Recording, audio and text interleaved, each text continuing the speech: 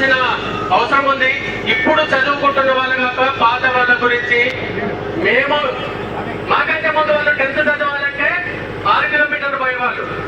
మేము ఇంటర్ చదవాలంటే 6 కిలోమీటర్లు. బస్సు కూడా ఉండేది కాదు, రోడ్డు కూడా ఉండేది కాదు. కేవలం సైకిల్ మీద మేము కోసుకి దాకా పోయి ఇంటర్ చదువుకున్నాం. ఇక డిగ్రీ చదువుకోవాలంటే కొడంగల్ పోలే లేదా పట్నం పోవాలి. అట్లాంటి పరిస్థితి హకీంపేటలో ఉండేది. లాస్ట్ ఒక 2 years బ్యాక్ వరకు కూడా మనకు లాస్ట్ లో రేవంత్ అన్న ఉన్నప్పుడు విఠలరావు, రేవంత్ రెడ్డి వీళ్ళిద్దరి పుణ్యాన మనకు ఒక స్కూల్ బిల్డింగ్ వచ్చింది. ఆ స్కూల్ బిల్డింగ్ కు ఒక కాంపౌండ్ వాల్ కోసం లాస్ట్ 5 years మనం తిరిగినాం. లాస్ట్ 5 సంవత్సరాలు ఒక స్కూల్ కట్టుకున్నాము. దానికి కాంపౌండ్ వాల్ కోసం తిరిగినాం. రాలే కాంపౌండ్ వాల్. మీకు అందరికీ తెలుసు, ఈ ఊర్లో ఒక్క 100 మీటర్ల సీసీ రోడ్ వేయాలంటే కూడా ఫస్ట్ మండలాధ్యక్షుడు చుట్టూ తిరగాలి వారం రోజులు. ఆ నుంచి ఎమ్మెల్యే చుట్టూ తిరగాలి. ఆ ఎమ్మెల్యే చుట్టూ తిరిగినాక 6 నెలలకు రోడ్డు రావాలి. రోడ్డు వచ్చినాక వేసినాక బిల్స్ వస్తాయా రావా సస్తావా? ఇప్పటికీ చాలా మంది అదే పరిస్థితి. అంటే ఈ హకీంపేట గ్రామంలో 100 మీటర్ల రోడ్డు వేసుకోవాలంటే మనం చెప్పులు అడిగేలా తిరిగిన సంగతి మీకు అందరికి కూడా తెలుసుండాలి.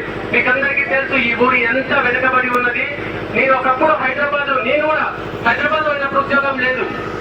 హోటల్లోనే పెట్టుకోవాలి. రాజమాత హోటల్లో సగం ఊరు ఉండేది. హకీంపేటది బాధ అనిపించేది.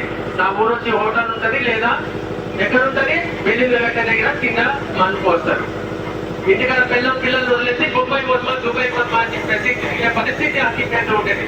దారుణంగా ఈ హకీంపేట పరిస్థితి ఉండేది. కానీ 2 సంవత్సరాల తర్వాత 2 సంవత్సరాల కింద 2023 డిసెంబర్ నుంచి ఈ హకీంపేట జాతకమే మారిపోయింది. ఇక్కడ ఉన్న మన వ్యతిరేకులైనా సరే చెప్పండి, మన వ్యతిరేకులైనా సరే ఈ 2 సంవత్సరాలు పెట్టింది. నేను చెప్తాను ఈ 2 సంవత్సరాల ఒక్కటే ఉదాహరణ చెప్తా. దూకలకి ఎరుగుంటారు అక్కడ. దూకలలో కొన్ని ఇళ్లకు తీసుకుపోవడానికి బండి జాగా కూడా లేకుండే. నాకు చెప్తారు అక్కడ పోతే మా 40 ఏళ్ళ కళ పట్టేలా ఇలా రోడ్డు వేయడము, 40 ఏళ్ళ నుంచి రోడ్డు కాలేదని. ఈ రోజు పోయి చూడండి ఎంత పెద్ద రోడ్ వేసాం. అది మన విజయం. అంటే అక్కడ ఉన్న వాళ్ళని ఒప్పించినాం, అక్కడ ఉన్న సమస్యలను పరిష్కరించినాం. భూకలేకట తన ఇల్లు కూడా కొట్టుకున్నాడు పేదోడైనా సరే. అట్లాంటి వ్యక్తులను కూడా ఒప్పించి ఈ రోజు మనం అక్కడ రోడ్ వేసినాం. స్కూల్ కు 75 లక్షలు పెట్టి మనం కాంపౌండ్ వాళ్ళు కట్టుకున్నాం. స్కూల్ కు ఆపోజిట్ హాస్పిటల్ తెచ్చుకున్నాం. మనం మహిళా సంఘాల కోసం మండలంకు పెట్రోల్ పంప్ వస్తే అట్లా కాదు, నా ఊరికే పెట్రోల్ పంపు కావాలి, నా ఊరి మహిళా సంఘాలకే పెట్రోల్ పంపు వాళ్ళ చేతికే రావాలని చెప్పేసి కొట్లాడి మహిళా సంఘాలకే హకీంపేట పెట్రోల్ పంపును మన గేట్ కాడ పెట్టుకోబోతున్నాం ఈ రోజు. అంటే ఇది మనం సాధించిన విజయమే. ఈ రోజు హకీంపేటకు 2 అంగన్వాడీ స్కూల్ బిల్డింగ్లు వచ్చినాయి. ఈ హకీంపేటకు ప్రతి కమ్యూనిటీకి అటు ముదిరాజులకు కానీ ఇటు యాదవులకు కానీ ఎస్సీలకు కానీ కమ్యూనిటీ హాల్ వచ్చినాయి. ఈ రోజు వాటిని ప్రారంభించుకోవాల్సిన అవసరం ఉంది. ఈ ఊర్లో రోడ్డు లేని గల్లీ టీఆర్ఎస్ వాళ్ళకి నేను సవాల్ చేస్తున్నా. ఎక్కడ రోడ్డు లేదో చూపియండి, ఎక్కడ డ్రైనేజీ కాలేదో ఇంకా చూపియండి.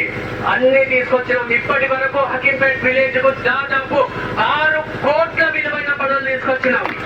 6 కోట్ల విలువైన పనులు తీసుకొచ్చిన 140 లక్షలకు బీసీ కాలనీ ఉన్నది. బీసీ కాలనీలో రోడ్లకు డ్రైనేజీ కోసమని 140 లక్షల రూపాయలు మనకు ఆల్రెడీ జీవోలు వచ్చినాయి, ప్రొసీడింగ్స్ వచ్చినాయి. పని చేయాల్సింది మాత్రమే పెండింగ్ ఉంది. ఎన్నికలు అయిపోయినారో అక్కడ కూడా ఆ పని అయిపోతుంది. ఇక ఇప్పుడు మనం నిలబడ్డ రోడ్డు కూడా కాబోతుంది. ఎందుకంటే మన కాలేజ్ నూతన ఒక కాలేజ్ పెట్టుకున్నాం. టెంపరీగా కాలేజ్ శాంక్షన్ అయింది, బిల్డింగ్ కన్స్ట్రక్షన్ అవుతుంది. కేవలం కాలేజ్ పెట్టుకున్నాం. దాని పక్క నుంచి చాలా పెద్ద రోడ్డు మనకు అటు నుంచి కనెక్టివిటీ, ఆ మెయిన్ రోడ్ నుంచి ఇటు ఊర్లోకి ఒక కనెక్టివిటీ రోడ్ రాబోతుంది. అట్లాగే ఇప్పుడు అక్కడ మెయిన్ రోడ్ స్కూల్ పక్కన నుంచి మన పాలస్వామి ఇంటి దాకా ఒక రోడ్ వేసుకున్నాం. ఆ రోడ్ వచ్చి ఇక్కడ మళ్ళీ కలవబోతుంది. అంటే ఆ రోడ్ కూడా శాంక్షన్ అయింది. నేను ఛాలెంజ్ చేస్తున్నా, 1 సంవత్సరం తిరిగే లోపు ఈ హకీంపేటలో రోడ్డు లేని ఇల్లు అంటూ ఉండదు, డ్రైనేజీ లేని కాలనీ అంటూ ఉండదు. అది నా హామీ. ఎందుకంటే దాదాపు అన్ని ఫండ్స్ కూడా శాంక్షన్ అయి ఉన్నాయి. హకీంపేటలో ఇప్పుడు కడుతున్న కాలేజీ ఊహించామా? ఎవరైనా ఊహించలేదు. దాదాపు 30 కోట్లకు పైగా పెట్టేసి ఆ కాలేజీ ఇంటిగ్రేటెడ్ కాలేజీని మనం ఈ రోజు కట్టుకుంటున్నాం. నేను చెప్పుకుంటూ పోతే సాయంత్రం దాకా పడుతుంది. మనకు వ్యతిరేకులు ఒక్కరు వచ్చి ఈ ఊళ్ళో ఈ పని ఇవ్వలేదు అని చెప్తే నేను దేనికన్నా ఇప్పుడు ఇక్కడ నుంచే నా భార్యను తీసుకొని నేను ఇంటికి పోతా. ఈ 1971లో గ్రామ పంచాయతీ అయింది. మా నాన్న అప్పుడు సర్పంచ్ ఫస్ట్ టైం. మళ్ళీ కూడా దాకా మాకు అవకాశం రాలేదు. మళ్ళీ కూడా అవకాశం వచ్చింది. నేను ఛాలెంజ్ చేస్తా, నేను ఈ 2 సంవత్సరాల్లో తీసుకొచ్చిన ఈ నిధులలో ఈ 70 సంవత్సరాలలో 50 సంవత్సరాల్లో 5% నిధులు ఎవరైనా తీసుకొచ్చిర్రా? 5% నిధులు. ఒక కాంపౌండ్ వారి కోసం పిచ్చి కుక్కల్లా 5 ఏళ్ళు తిరిగినాం మనం. కాంపౌండ్ వారు రాలే మనకు. కాంపౌండ్ వారు రాలే. ఎన్ని దారుణాలు చేస్తారు. ఈ ఊరిని తీసుకెళ్లి నారాయణపేట మండలంలో కట్టారు. నారాయణపేట ఎక్కడ ఉన్నది, హకీంపేట ఎక్కడ ఉన్నది? హకీంపేట తీసుకెళ్లి నారాయణపేట మండలంలో కలిపారు. దానికోసం కొట్లాడింది నేనే. హైకోర్టులో చేసేసింది కూడా అదే. ఇక ఇంకొన్నిటి కూడా నేను క్లారిటీ ఇవ్వాల్సిన ఉంది. చాలా మంది చెప్తుంటారు, కాపుల చేతికి అధికారం పోతే అరాచకాలు చేస్తాడు, కాపుల చేతికి అధికారం పోతే వాళ్ళు అంతని కొడతారు. నేను ఇక్కడ ఉన్న అందరినీ అడుగుతున్నా, 2 సంవత్సరాలు అవుతుంది. సర్పంచ్ పదవి అనేది చాలా చిన్నది. నాకున్న పవర్తో పోలిస్తే సర్పంచ్ పదవి అనేది చాలా చిన్నది. 2 సంవత్సరాలు అవుతుంది అధికారం వచ్చి. ఒక్కరిని చెప్పమనండి, నేను ఒక్క మనిషిని తిట్టినమా, ఒక్క మనిషిని కొట్టినమా, కాపులము ఒక్కరి మీద కేసులు పెట్టించినామా? ముదిరాజుల మీద ఒక కేసు అయి జైల్లో పెడితే 30 మందిని తీసుకెళ్లి పోలీస్ స్టేషన్ లో కూర్చోబెడితే అందులో సగం మంది నాకు వ్యతిరేకులే. ఆ రోజు నేను విడిపించిన నా ఊరు ఆడబిడ్డలను తీసుకెళ్లి పోలీస్ స్టేషన్ లో కూర్చోబెట్టి ధైర్యం ఎవరికి వచ్చింది అని చెప్పేసి నేను బయటికి తీసుకొచ్చిన. అంటే ఈ 2 సంవత్సరాల్లో ఒక్క వ్యక్తి పైన కేసు పెట్టేయలేదు, ఒక్క వ్యక్తిని కొట్టలేదు, ఒక్క వ్యక్తిని తిట్టలేదు. నాకు చేత లేదా దానికి సాయం చేస్తూనే వచ్చిన. ఎందుకంటే నా శత్రువులకు కూడా ఈరోజు నేను సాయం చేసిన. పుట్టినప్పటి నుంచి మనకు పెద్ద శత్రువులు ఉన్న వ్యక్తులకు కూడా ఈరోజు నేను సహాయం చేసిన. ఈ ఊరికి మనం కోరినన్ని ఇండ్లు వస్తాయి. ఇప్పటికి చాలా ఇల్లు శాంక్షన్ అయితే కట్టుకోలేని పరిస్థితుల్లో ప్రజలున్నారు. కొందరికి అసంటి ఇల్లు శాంక్షన్ అయినా కట్టుకోకపోతే కూడా నేను చెప్పిన అదేదంటే నేను సహాయం చేస్తా, ఇల్లు కట్టుకోండి. రేవంత్ అన్న చెప్పిండు ఊళ్ళో ఇల్లు లేని వ్యక్తి ఉండొచ్చు అని. ఇంత సాక్షిగా నేను చెప్తున్నా, ఇల్లు తీసుకోండి. మీరు ఎన్ని ఇండ్లు అడిగితే అన్ని వస్తాయి. మీరేం అడిగితే అది నేను తీసుకొస్తా. ఈరోజు చెప్తున్నా, హకీంపేటకి ఇంకా ఎన్ని ఇండ్లు కావాల్సి అన్ని ఇండ్లు నేను శాంక్షన్ చేపిస్తా. లేదు మాకు కట్టుకోవడానికి 5 లక్షల ఓట్లయితే కూడా నేను కొంతమందికి సహాయం చేసిన. సో మళ్ళీ అడుగుతున్నా, 1971 నాన్న సర్పంచ్ అయింది ఊరికి. మా నాన్న గవర్నమెంట్ నుంచి రావడం కాదు, నాకు ఈ ఊరి మీద దౌర్జన్యం చేసే ఆలోచన లేదు. మీకు ఈ 2 సంవత్సరాల్లో అర్థమవుతుంది.